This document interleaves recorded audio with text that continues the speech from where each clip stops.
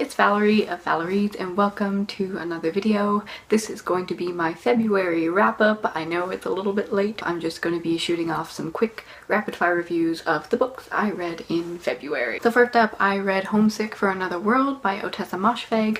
This is her short story collection that she released early this year, and I love Ottessa Moshfegh. I think she's disgusting and gritty and honest and bleak and depressing, and I absolutely love it, and these stories did not disappoint. I'm so glad that she's putting out work on a regular basis. She's pretty much like the new age Shirley Jackson, which is a really high compliment coming from me. And yeah, her work just reminds me of like the awkwardness of a Todd Solondz film meets like the gritty eeriness of like a Harmony Korine film.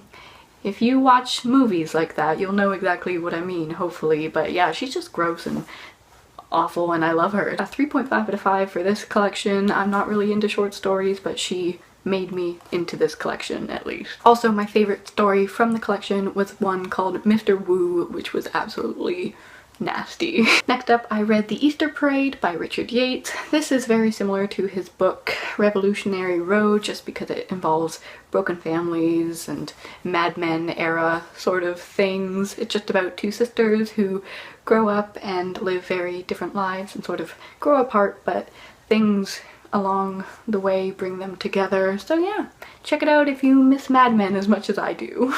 And finally, the last book I read in February was Homegoing by Ya Jessie, and I thought this book was really impressive.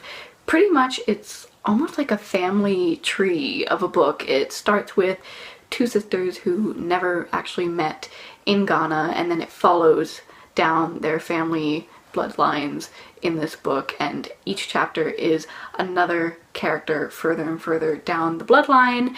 And people said that that was its sort of weakest point. Like, it was a fairly short book, around 300 pages, and people were complaining that some of the stories or the way it was told through different characters weakened it a little bit, and maybe it was a little too much, but I thought it was very impressive and well done. I don't think there was a weak story in the bunch, and I empathized with every single character, but once it was over I was ready to let them go. And I sort of noticed in the middle of it when I was getting a little annoyed with the format and how sort of disorienting it was to move on from one person to the next.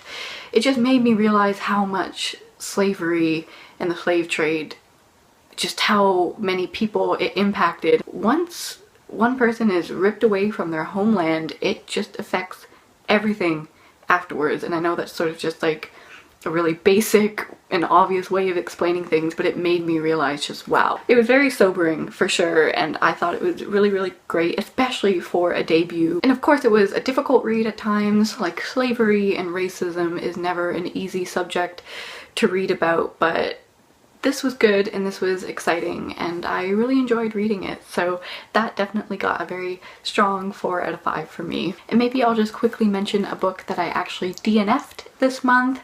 It is a new release from, I think, a debut author, so I feel kind of bad about bashing it right now, but it was called Next Year for Sure by an author named Zoe Lee Peterson. And I was intrigued by this book, not only because the cover is gorgeous, but because it talks about open relationships. So basically there's this couple, they've been dating for 9 years, and one day the boyfriend decides that he has this crush on this girl, and he asks his girlfriend if he can kind of explore that crush and go on a date with this girl. And the girlfriend is obviously like very uncomfortable with it, but she's like telling him, oh yeah, go for it, but then in her mind she's like not really feeling it. What I had an issue with was all of the characters were always saying, oh, she's so perfect for me. Oh, he's the greatest guy I've ever dated. Oh, she's the nicest girl I've ever met. Yet the author didn't do anything to show that. And when you're talking about relationships and these very subtle sort of nuances and these really awkward feelings, like imagine being someone who's not really open to open relationships and having that happen to you. So much more could have been done emotionally, and I just thought it was really lacking and pretty boring, and I just rolled my eyes every time that a character was just described as great or perfect or anything like that. So I gave up on that one, and I skimmed, you know, through the book a little bit more, and it didn't seem like anything great really happened, so I'm kind of glad I DNF'd that. I feel bad bashing a brand new release like that after it, you know, hadn't gotten off the ground yet, really, but whatever. I'm just ruthless like that. So those were all of the books I read and didn't read in February. Let me know if you've read any of them or if you're interested in reading them, and I will see you in the next video that will hopefully be a little better than this one. Okay, see you then. Okay, bye!